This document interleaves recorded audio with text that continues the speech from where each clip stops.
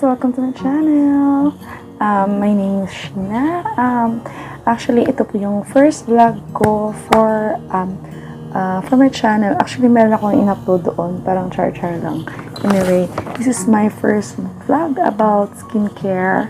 So, please bear with me kasi po, it has been 6 years since I did this in front of people. Ngayon, in front of my camera.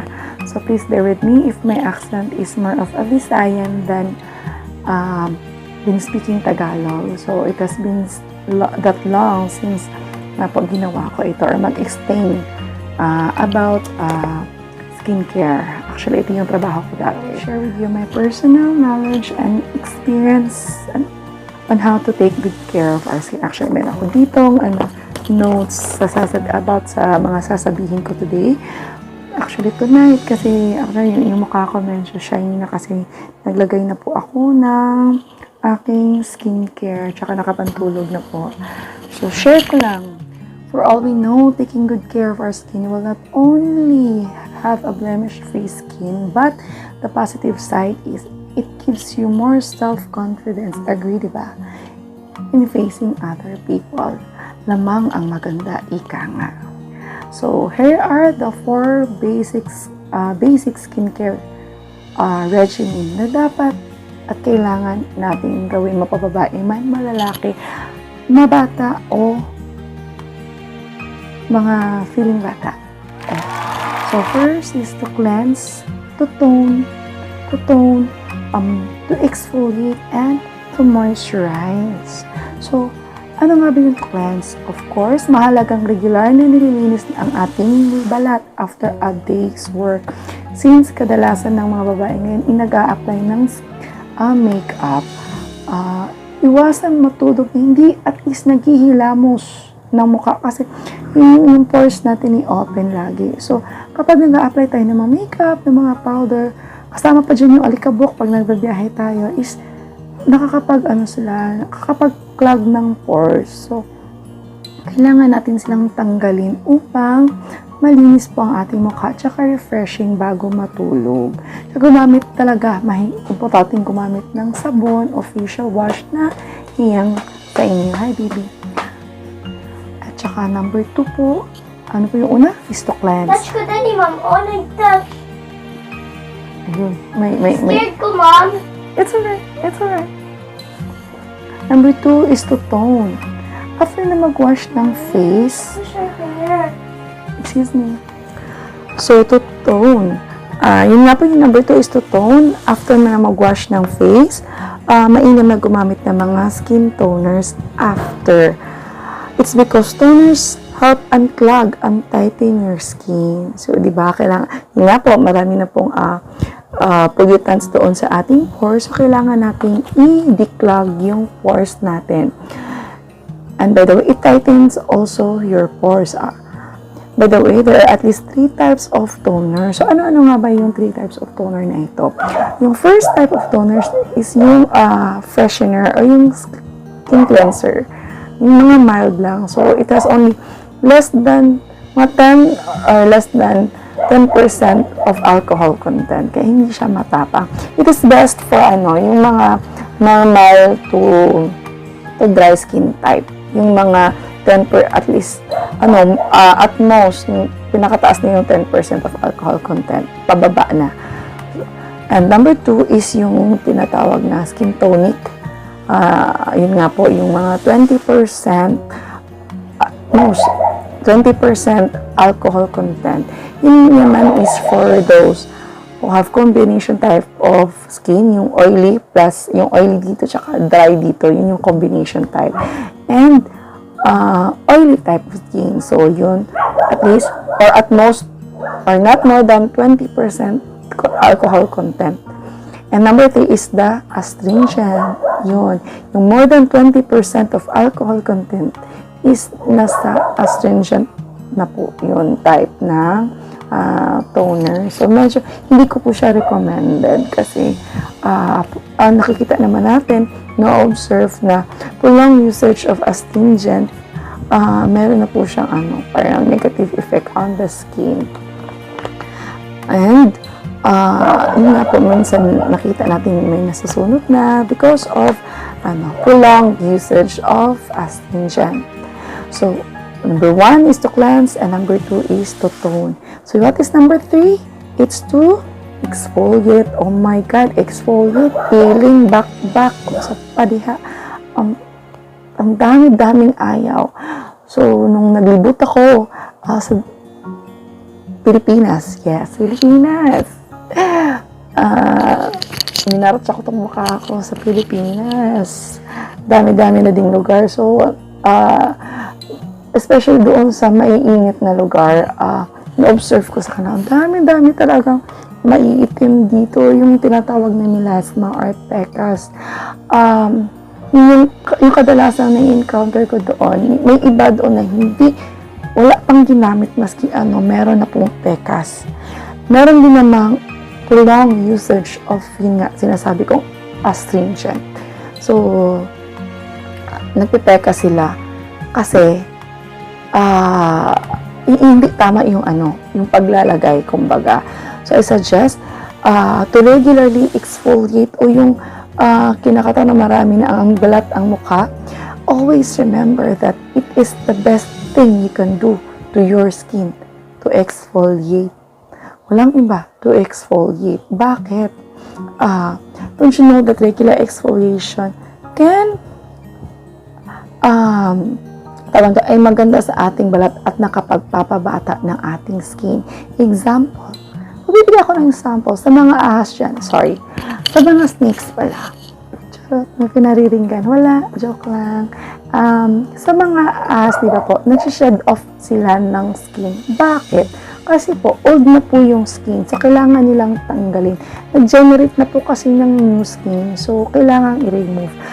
Ganun din po yung balat natin. Pag habang tumatanda, actually, everyday, nag-generate tayo ng new skin.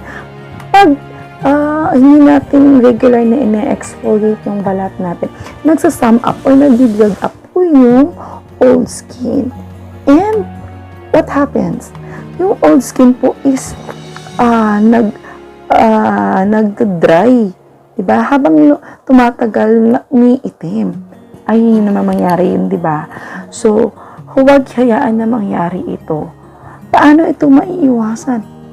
Exfoliation lang, mga mami, mga ate, mga besh, mga kuya. May mga lalaki din kasi nagkapkapekas. Actually.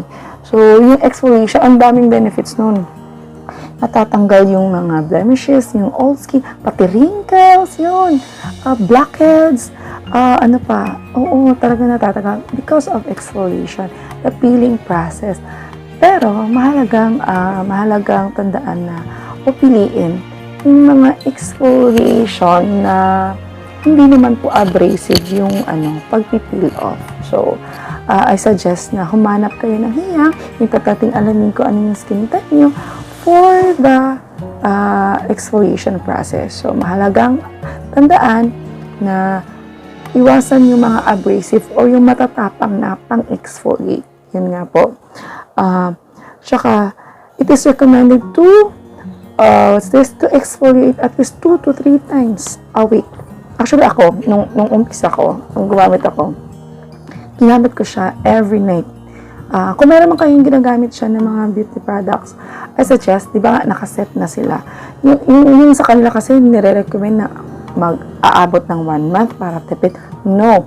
I suggest 2 to 3 weeks nyo lang po ubusin yung set nyo.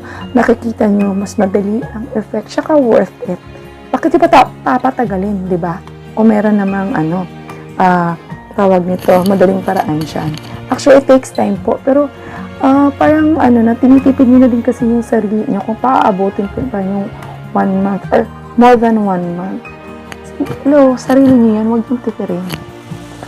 Tsaka meron naman po yung mga maraming dyan, mga beauty product na affordable, tsaka effective pa rin naman po. O, yun nga. Bakit nga ba kailangan mag-exfoliate? Yun nga po, para ma-shed off yung old skin. Tsaka useless kung may na-apply kayong moisturizer o mga serum or ano dyan, faces, baka useless yun pag hindi kayo nag-exfoliate. Anong silbi ng moisturizers nyo? Kung ang kapal ng mukha nyo because of the dead skin. So, exfoliate. That's the best thing you can do para ma-absorb ng product niyo or na moisturizer niyo ang mga nutrients or mga nutrients na dapat sa mukha nyo. Walang barrier na dead skin. Then, lastly, yun nga pa, recap ulit tayo. Number 1 is to cleanse. Number 2 is to tone. Number 3 is to exfoliate. Anong last? Moisturize your skin. Of course, kasi nga po, pag nagbalat kayo, expected nyo na medyo dry po yung skin niyo. So, kailangan nyo itong i-moisturize. It is best to moisturize your skin all throughout the day. Yes po, day and night na moisturizer. During daytime, since we could be exposed to sun anytime, it's best to use moisturizers na merong sun protection factor or yung tinatawag na SPF. So, ganito, example ha. Yung may mga products siya na SPF 15 lang, hindi po siya, although maganda kasi may SPF 15, pero I suggest na between SPF 30 to 50 yung gagamitin nyo for daily use. Normal na po yun. Kasi yung above that SPF factor, parang nagbi-beach naman po kayo. Tsaka ang lagkit na nun sa mukha, ang bigat-bigat na. So, yung mga above 50 na sunblock or yung SPF or yung sunscreen is for outings or yung napulong talaga yung exposure niyo. Especially sa beach, so sobrang init. So, yun yung gagamitin nyo. Pero kung for daily use lang, SPF 30 to 50 would be enough. Please take note that when applying moisturizers with SPF, mas mainam na mag-apply nito at least 30 minutes bago lumabas ng bahay. Yes po, para mas protected po kayo against the damaging UV rays.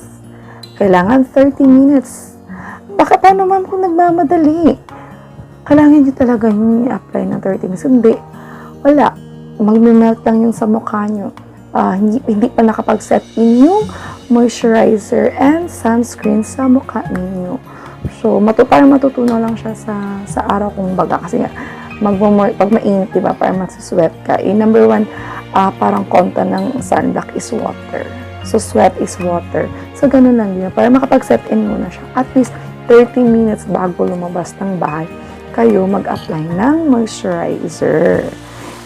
Sa mga nagtatanong kung kailangan ba i-retouch or ilang beses dapat mag-apply ng moisturizer with sunscreen, sa umaga, I suggest po kung with yung SPF nyo is within 30 to 50, I suggest after 4 hours po or when needed. Kasi wala naman pong tinatawag na overdosage for sunblock. So, okay lang po, maski anytime mag-reapply ng moisturizer. Another question, kailangan ba maghilamos o punasan ang mukha bago mag-apply ng moisturizer sa umaga? Yes po. Bago ako mag-reapply ng moisturizer or sunblock, nag-facial. Kung wala akong dalang skin toner, yung recommended na skin toner is yung parang cleanser lang, yung lesser lang. Wag yung tinatawag may 20% na alcohol content. Kung meron kayong facial wipes, pwede na yun para lang ma-refresh saka ma-remove yung dirts na mukha nyo bago kayo mag-reapply ng moisturizer sa umaga po. And during nighttime, yes, napaka-importante po na bago po kayo matulog is gumamit ng moisturizer na bagay at hiyang kayo para ma-rejuvenate ang skin at upang maiwasang mag-dry ang skin. Yes po, kasi nga po, di ba, natutulog tayo. So, para relax yung mga glands natin. Hindi masyadong nag-produce ng sweat glands. So, yung ating moisturizer po is effective na more moisturize or na-absorb ng ating skin. Yung mainam na gumamit ng moisturizer pagkatapos mag-cleanse at mag-toner for better absorption ng inyong moisturizer. So, nga po, sa nighttime, bakit importante mag-apply ng moisturizer din sa gabi? Kasi po, yung mga yung skin natin, less ang production ng sebum or yung oil. So, mas mainam yung absorption nito. Of course, after ng cleansing, yung cleansing natin. So, dapat religious po tayo o consistent sa ating skincare regimen. Huwag tatamad-tamad para mas makakita ng effect. Yes po, kailangan po talaga na religious yung application. Tsaka ample amount. Huwag yung paunti-unti kasi parang konti lang din yung effect. So, para mas makita tsaka ma-appreciate mo yung ginagamit yung product is ample, more than enough. Yun, yung more than enough ng moisturizers niyo. Kasi po, kapag nag-invest po tayo sa ating skin, maraming advantages po ito. Yun nga po, lalo na sa pag-boost ng ating self-esteem, lalo na tayo mga babae. And hindi po ito ka-artihan. It's just that we're showing love to ourselves by taking care of our skin. Agree? So, number 2 or second tip is huwag po kayo ma-discourage kung yung ginagamit nyo ngayon hindi naman po effective sa inyo. Kasi kung sa relationship na ihiyangan, sa skincare pa ba? So, yun nga po, kung yung product niyo more than 2 weeks niyo na po ginagamit, tsaka wala kayo nakitang effect, iwan niyo na siya. Huwag nang kumapit. So, kasi nga, yung tagal lang, normal na tagal lang ng product, para makita mo yung effect is 2 weeks. More than 2 weeks, useless na yun. Kung wala pa talaga. Number 3, kaya mas mainam na alam nyo ang bawat skincare type at marami na rin po ngayon na beauty set or skincare set that are good for all skin types. So, yun, magbasa-basa, hanap yung mga reviews, yung skincare nyo, mas mainam na alam nyo talaga yung gagamitin nyo. Tsaka, marami na rin yung mga beauty products na good for all skin types. So, pero kung sa mga talaga, yung parang kote or tinatawag na specific, mainam na kung gusto nyo basahin yung bawat ingredients doon, okay lang. At least, basta good for the skin type na meron kayo. So, actually, number 4, wala din po sa presyo ang effectivity ng product. Hiyangan po talaga yan. Minsan, mahiyang sa kanya na hindi hiyang sa inyo. Gamitin nyo muna, bigyan nyo ng time limit, 2 weeks pag wala, stop. Just, huwag nyo paghinayangan din yung pera. Anyway, para na naman sa sarili nyo yun. Kung meron naman kayo ikaka-afford doon, why not, diba? Ako, kung meron lang akong pang derma-derma dyan, why not, diba? Parang pamper na rin yun sa sarili ninyo. So, okay lang yun. So, yun nga, kung yun sa mga nagpa-budget dyan, maraming mga products dyan na effective. Tsaka, piliin at huwag magsawang hanapin yung kakahiyangan nyo o yung hiyang sa inyo. And, last, huwag matakot sa mga initial reactions that could usually take up to 2 weeks. Yes po, 2 weeks. At eventually, mawawala din po ito. Kasi marami dyan, ay, paggamit nila after 1-2 days, may nag-spurge, may nag-breakouts, may lumabas, may tumubo. Ayun, nagpapanik na, hindi to effective. Ano to? Ang dami nang sinasabi. Ma'am, sir, yung product kasi po, meron po talagang skin. Sige, sabihin na natin, sensitive yung skin nyo. Ako, medyo makapal yung mukha ko, pero masasabi kong may tumutubo. Pag may bago akong product na gagamitin, may tumutubo po talaga na pimple. 2 or 3 lang yun, pero malalaki. 2 or 3. Pero, after 1 week, nag-heal siya. So, yun nga po, suggest ko, after 2 weeks, pag wala kayong nakitang effect na nag-heal out, kunwari, nagpipeel off na kayo, kasi yun usually, una makikita nyo pag umepekto yung product. So, pag merong spurging dyan, or may tumubo na pimple or butig, something on your face, bigyan nyo din siya ng limit kung more than 2 weeks na hindi siya nag-heal out. ano siya, parang ubusin nyo na lang yun, tsaka maghanap na lang ng iba. Diba? Madali namang palitan yun. Hindi sa relationship mahirap. So, sa beauty product, pwedeng palitan yun. Iset na lang ng mga 3 days to 1 week na mag-rest yung skin bago palitan yung ginagamit nyo. So, ulitin ko po, 2 weeks, usually nag-heal po yung mga initial reactions kapag gumagamit po kayo ng skincare. Yun nga po, after 2 weeks, pag nakita nyo na walang effect din yung product nyo, hayaan nyo na.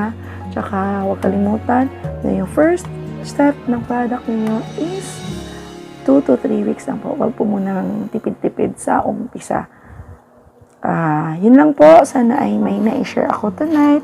At may natutunan po kayo. Again, hindi po ako dermatologist.